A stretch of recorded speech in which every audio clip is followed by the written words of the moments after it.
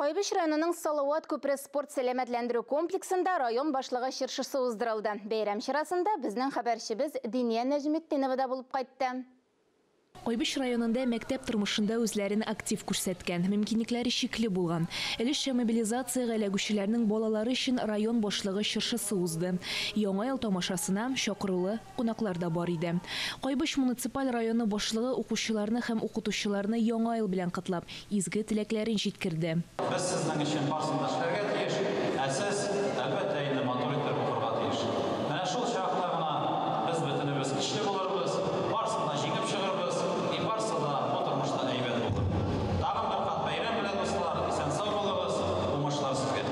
Яңа ел тамашасында укытучылар үзләре дә төрле рольләр башкарып, балаларга яңа ел кәефе бүләк итте. Алар белән аралашып алырга да вакыт табылды. Ничек сезгә менә шундый төп рольне башкаруы? Чынлап турып әйткәндә, бераз гына дулкынлану бар инде ул. Әлеге чарада 2022 елга нәтиҗәләр ясалды. Кайбер укытучылар һәм укучылар мактау хатларына лаек булды.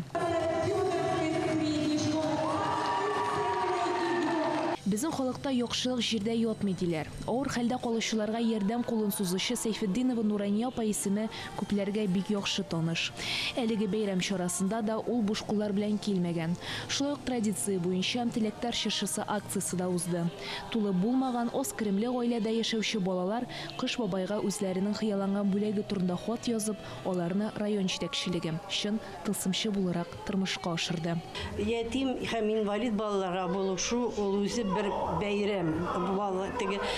Бала күңелен күрергә, алар шатланалар. Без мероприятие уздырганда, бүләкләр алганда, ул бит нинди зур савап.